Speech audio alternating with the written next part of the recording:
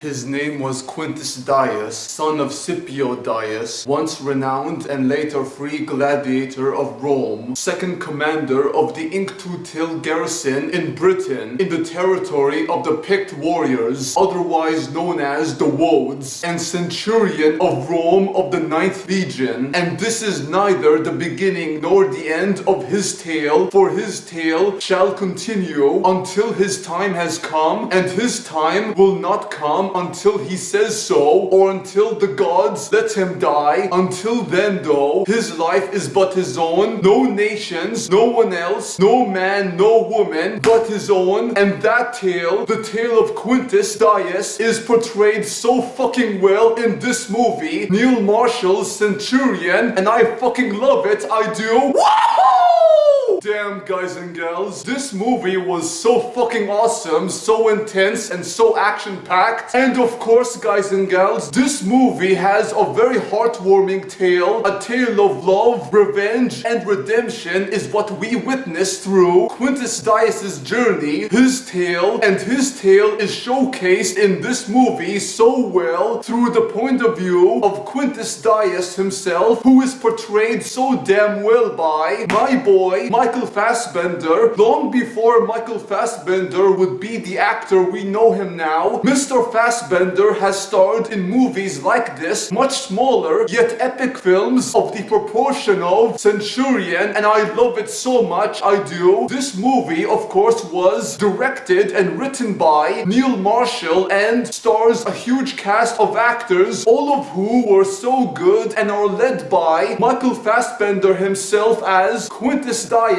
centurion of Rome of the 9th Legion. And Quintus Dias, during his patrol one night, he is kidnapped by the Pict warriors themselves, who in the eyes of the Romans are barbarians and savages. But as we soon see or witness, the Pict warriors, or simply the Pict people, are no different and no better than the Romans, because like the Romans, the Pict warriors have their good and bad side, even though the Pict warriors are the biggest hypocrites you could find, because when they see someone who is basically a disgrace to them, and that disgrace comes in the form of a young woman by the name of Arian or Arian, and this young woman, Arian, is basically a herbalist or a doctor, but to some people, the ignorant folks and those who basically fear her as a witch, this young woman, her tale would soon coincide with Quintus Dias in a love tale of two outcasts, but that will come in due time, in which yours truly will elaborate on that love, the love between Quintus Dias and Arian, and how truly genuine and beautiful these two are with each other, and their chemistry is translated so well by Michael Fassbender and Imogen Poots. Both of them are so great, but like I was saying, Quintus Dias was on patrol until the Pict warriors themselves had invaded his garrison, the garrison in Inctutil, and the Pict warriors had killed every single one of his men, but left him behind and took him in as a prisoner and tortured him. But he basically told every single one of them, damn you Picts, damn you, the Romans will have vengeance and the Romans will have your blood, and they do. But once again, neither of them, the Picts or the Romans, are to be trusted, because in the end, this world, especially in that time, duty, honor, and loyalty were not priceless, but could be bought, and they could be shattered in an instant. Trust and loyalty should only be put in the hands of those you trust and those you love, those who you truly love and trust with your life. Otherwise, that trust and that loyalty can be destroyed at any time, and Quintus Dias would learn this the hard way. But the Romans did come for him, and by Romans I mean the 9th Legion, and they are led by General Titus Flavius Virilis. The general himself is but a soldier who considers himself equal to his men. Even though his rank is a general, he is still one of them, a soldier at heart, just like Quintus Dias, and like his father before him, he is a warrior and fighter at heart, as is General Virilis. And the general himself, my god, guys and gals, he is so so friggin' badass. This man is but someone who the gods themselves would fear and who his men look up to as a father and brother, as well as one of them. And this man is played so friggin' well. Oh my god, is he played so friggin' well by Dominic West. I love Sir Dominic West. Sir fucking Dominic West, my boy, my man. This man took on one of the Pict warriors who I will get to while injured. He was injured and not well, but he still gave her a damn good fight with a friggin' headbutt too, and I fucking love it so much. Damn, he's got a good head on him. But man, guys and gals, General Verullis takes in Quintus Dias after he and his men, his brothers, rescued him into their camp and fed him and gave him a warm bed until next morning they set out to finish their enemy, the Pict warriors, and their leader, Gorlakon. And Gorlakon has basically used one of his Pict warriors, his strongest of them, a she-wolf is what she's called, a tracker, and someone who preys on the Romans, a Roman killer and hunter is what she is called, an apex predator, a hunter at heart, who thinks like and behaves like a wolf, hence why she is called a she-wolf, a devilish woman who inside is but a husk, an empty vessel her soul is, which feeds on the Romans' blood ever since she lost her father and mother in such brutal fashions at the hands of the Romans, in which she herself had also suffered a terrible fate. But her fate is what shaped her into the hunter she would become, a wolf, a she-wolf, and that she-wolf is Etain. Etain acted as a double agent for her people when she joined the Romans, the 9th Legion, acting as their scout, but in actuality it was a trap, a well-planned trap set up by both she and Gorlakon. And Gorlakon, this bastard, like I mentioned, is a hypocrite like most of the Pict warriors, as are the Romans. But man, that ego of his, and this bitch, the she-wolf, she basically thinks that what happened to her and her mother and father justifies what she is doing, the bloodshed, countless bloodshed, the blood of the Romans, the 9th Legion, and those who basically fight for honor and duty and for their men, their fellow man, and yours truly, just like the general himself, General Titus Flavius Verullis. I was like, poo to your family and your people. Who gives a damn, guys and gals? Because in the end, it's them or yourself and your people. You choose a side and you choose who you fight for in this world and whatever comes after, which is the same mentality the Romans have. Survival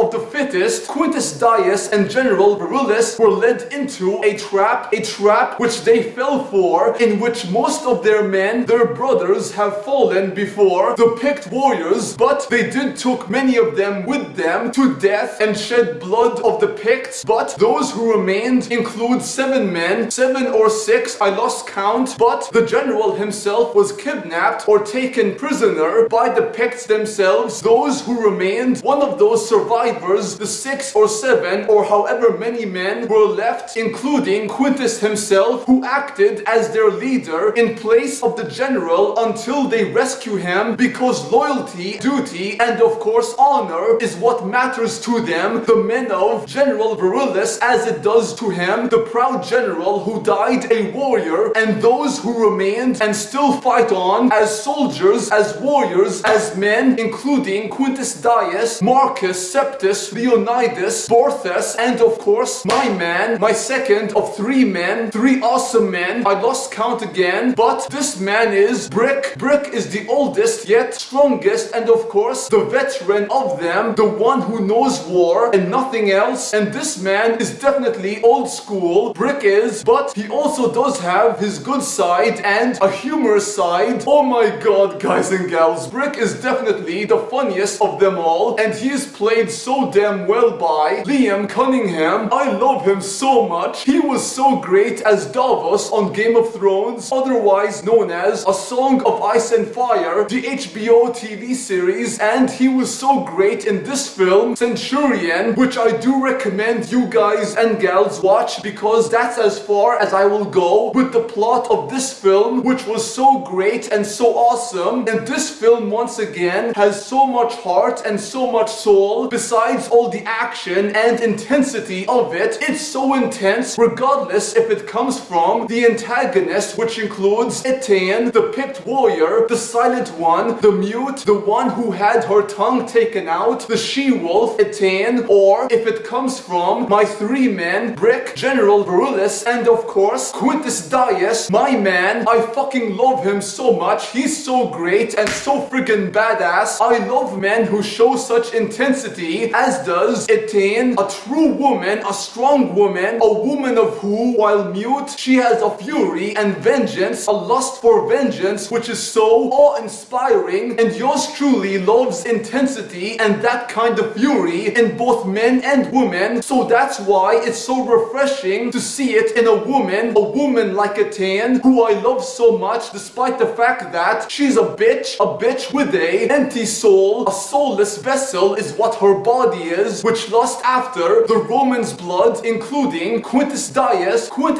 of who he will suffer his own fate, but Quintus Dias's fate is not one of tragedy, but one of misfortune, until later he will find happiness, comfort, and content with the woman he would fall in love with. This woman is Ariane, who yours truly had mentioned. Ariane and Quintus Dias, these two together find happiness, comfort, and of course content with one another, because for so long she was exiled by her people and forbidden to see anyone else and to live in isolation. Her quote-unquote people have done this to her, but now she is no one's people but her own, until Quintus Dias came to her in her home, and from then on these two would support each other and love each other till the end of their days. Quintus Dias and Ariane, a witch and a Roman fugitive who was once loyal to Rome but now has no home but with Ariane, and yours truly could not be more happy for either of them, because for so long Ariane has not had the company of men or anyone close to her, until now Quintus Dias had come into her life, and she likewise had provided him with a home inside here. A home of happiness, content, and comfort is what she has given him. Quintus Dias, her man, and she his woman, and yours truly could not be more happy for them. Amen, guys and gals.